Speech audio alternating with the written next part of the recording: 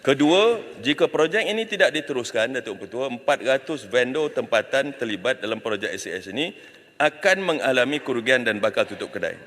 Sehubungan itu, Datuk Ketua, Kementerian telah mengadakan beberapa siri bengkel melibatkan pelbagai pihak seperti Kementerian Kewangan, Kementerian Ekonomi, Jabatan Peguam Negara dan TLDM untuk kita buat keputusan. Ada juga dibincangkan, saya baca dia punya file, Datuk Ketua, mengapa kita tak lantik orang baru? Kalau lantik kontraktor baru, lagi mahal tu betul. Lagi mahal dan kita kena buat lama lagi, kita nak dengan kontraktor, dengan OEM yang baru, agreement yang baru, macam-macam tu betul. Jadi kita buat keputusan. Bila kata kita tu kementerian lah ya, telah pun diputuskan sebelum ini tu betul. Kementerian Pertahanan juga telah membentangkan cadangan pelan pemulihan SCS kepada jemaah menteri sebanyak 4 kali, iaitu pada 20 November 2020, 5 Mei 2021, 4 Mac 2022 dan akhirnya pada 20 April tahun 2022, jemaah menteri pada masa itu telah memutuskan untuk meneruskan projek LCS ini dan syarikat Boston Naval Shipyard Sdn Bhd BNSSB dikekalkan untuk meneruskan projek pembinaan LCS itu. Telah pun dibuat. Tetapi untuk makluman Dewan ini, for the sake of good order, dengan izin, untuk makluman Dewan Yang Mulia ini, pada 19 April 2023, Kerajaan Perpaduan Madani melalui Mesyuarah Jemaah Menteri telah memberikan persetujuan kepada Kementerian Pertahanan untuk meneruskan keputusan yang telah dibuat oleh Jemaah Menteri terdahulu. Saya telah pun membawa kertas Jemaah Menteri supaya Jemaah Menteri, it's not fair for kerajaan sekarang untuk meneruskan jika tidak diluluskan oleh Jemaah Menteri sekarang. Sebab kelulusan dulu oleh Jemaah Menteri dulu. Now it's a different government. Saya bawa supaya the present ataupun Jemaah Menteri yang ada sekarang ini memberikan kelulusannya atas asas kelulusan yang telah diberikan oleh kerajaan terdahulu, Jemaah Menteri terdahulu. Tetapi dengan kita mengambil kira berbagai-bagai kerana kita nak letakkan ada supplementary agreement nombor 6, Datuk Ketua ya. Datuk Ketua, keputusan untuk mengekalkan syarikat BNSSB ini dibuat kerana pemilihan syarikat yang baru akan mengakibatkan kementerian perlu memulakan semula rundingan seperti yang saya katakan tadilah. Ya. BNSB juga telah diambil alih oleh Kementerian Keuangan melalui Special Purpose Vehicle iaitu Ocean Sunshine Berhad serta diterajui kepimpinan baru punya kepimpinan berbanding sebelum ini. Share Sales Agreement antara OSB, Boston Holding Berhad, Perstim Lembaga Angkatan Tentera juga telah dilaksanakan pada 18 Ogos baru-baru ini dan perkara ini memberi keyakinan untuk kementerian melangkah ke depan.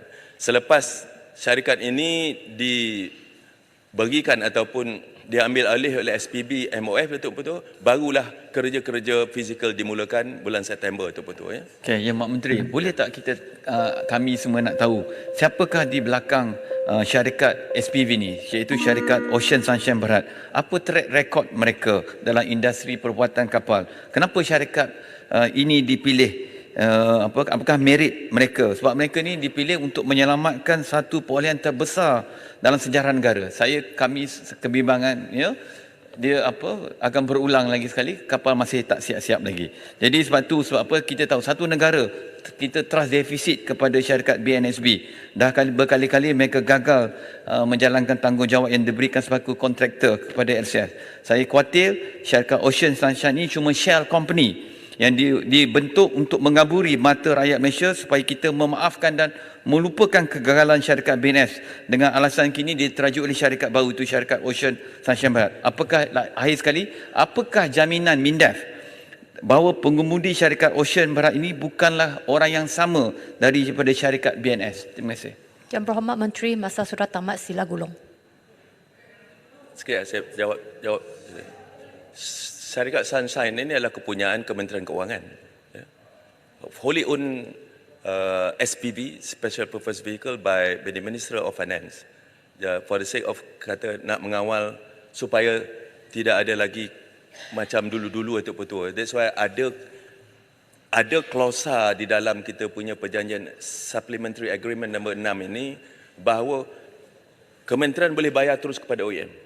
Kalau kita dapati bahawa ada masalah dengan Special Purpose, kita nak mempercepatkan, tetapi bukan ada kepunyaan sesiapa, dia punya kerajaan Malaysia Dan pengurusan pembinaan SCS ini Datuk Petua, walaupun dah sekarang bukan lagi BNSB ini kepunyaan di bawah Boston, sekarang di bawah Sunshine, Ocean Sunshine, Datuk Petua, tapi pengurusannya diurus oleh dua ketua setiausaha. Ketua perbendaharaan, iaitu special committee yang kita tubuhkan, joint committee, dan juga ketua setiausaha Kementerian Pertahanan dan juga pegawai-pegawai kita yang akan meneliti dan mengikuti perkembangan pembinaannya, dan dalam masa yang sama kita akan akur apa yang telah pun diarahkan oleh PAC dan juga diarahkan oleh Ketua Audit Negara, supaya laporan berkala akan kita bawa ke Parlimen, kepada PAC dan juga kepada Select Committee, supaya pembinaan SCS ni dipantau agar ia tidak lagi berulang perkara yang sama itu, betul ya. Kalau dah habis masa, yang lain-lain tu saya jawab secara bertulis. Masa surat tamat. Puan Speaker. Masa Ni nanti surat dulu, tamat. nanti dulu Puan Speaker. Saya bekas tentera. Saya ada soalan untuk Menteri Pertahanan. Tak boleh macam ni, tak boleh. Sekarang ni bekas tentera tengok ni. Live ni dia tengok. Saya kena tanya Menteri Pertahanan pasal pelarasan pencen. Sebut dalam Dewan ni. Ini isu keselamatan negara yang Datuk Yang Pertua Orang putih kata perlu Datuk bagi Pertua. tambah masa. Ini isu Sila duduk. Datuk Petua, there's an English saying, then don't raise your voice, improve your argument. Okay? Saya tak faham. Cuba ulang sekali lagi. Dengan Oh my God.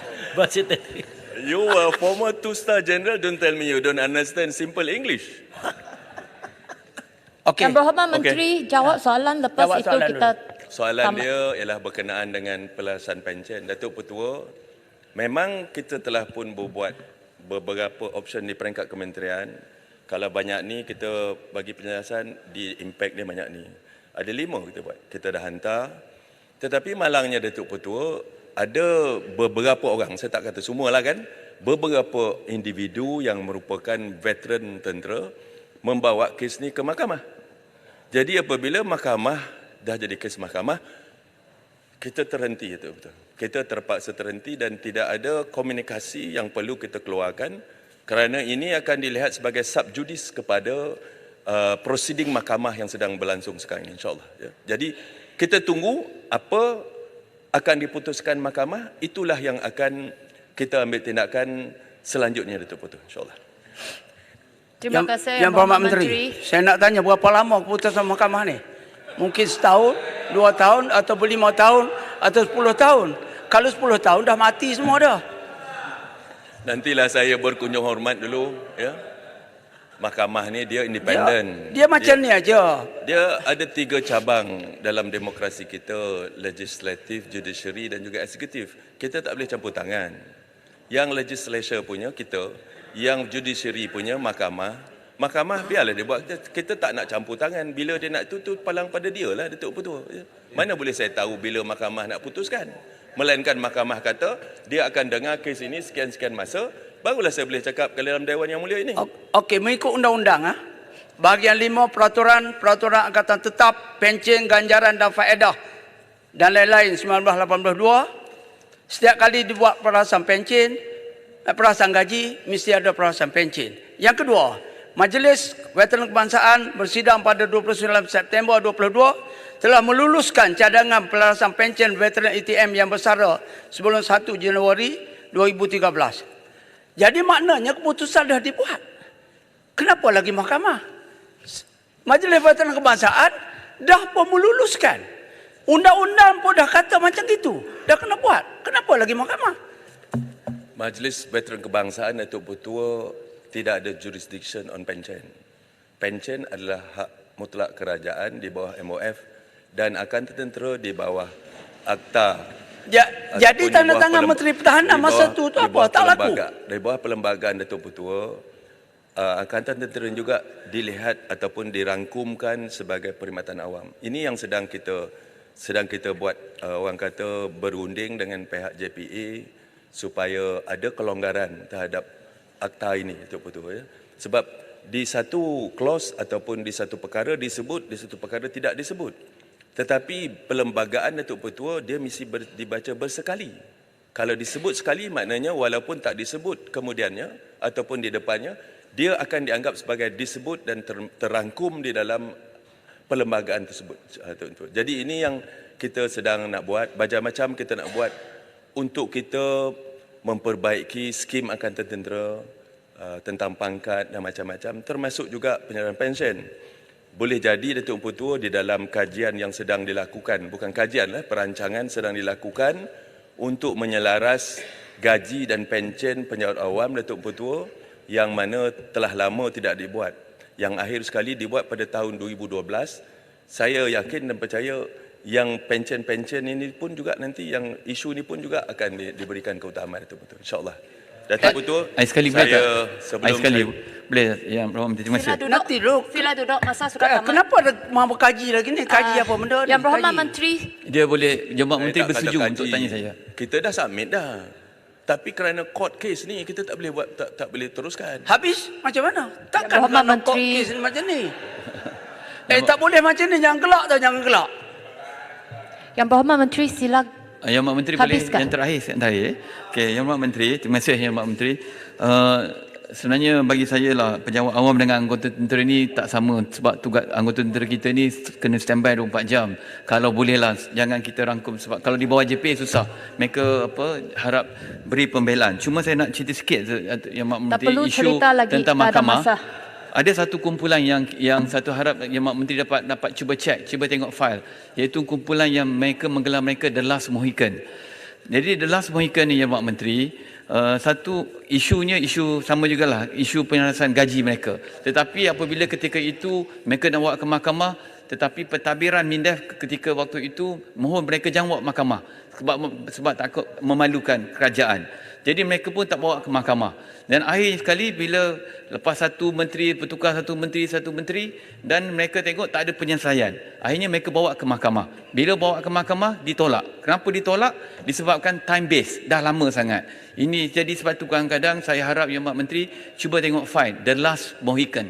Ini betul-betul mereka ada merit permohonan mereka, tapi disebabkan mereka atas tanda hormat kepada menteri dan juga Kementerian Pertahanan, mereka diminta jangan bawa ke mahkamah. Tapi bila bawa mahkamah, Cukup. itu saja. Terima kasih. Datuk Ketua, saya tak dapat nak bagi komen sekarang ni sebab that not within my radar. Saya akan pastikan ianya dilihat dan saya juga ingin tahu what do you mean by the last Mohican. I thought the Mohican all been wiped out already from their homeland. Jadi insyaAllah bergurau betul-betul. Datuk betul-betul terima kasih banyak-banyak dan juga kepada rakan-rakan yang berhormat yang mengambil bahagian dalam perbahasan belanjawan 2024 tempoh hari berkenaan dengan Kementerian Pertahanan. Inilah kali yang pertama sekali Kementerian Pertahanan banyak dibahaskan, 18 orang, selalu tu tak ramai. Jadi terima kasih banyak-banyak. Saya harap jawapan saya, lisan saya tadi boleh memadai. Ya. Memang tak puas hati, memadai. Dan mana yang tak sempat saya jawab, ada 11 isu utama, saya dapat cakap 3 saja. Yang lagi 8 tu betul-betul saya akan jawab dalam secara bertulis. Terima kasih. Terima kasih Yang Berhormat Menteri Pertahanan. Ahli-ahli yang berhormat, memandangkan sekarang jam telah menunjukkan pukul 1:09 tengah hari. Saya menangguhkan mesyuarat sekarang dan akan bersambung semula jam 2:30 petang.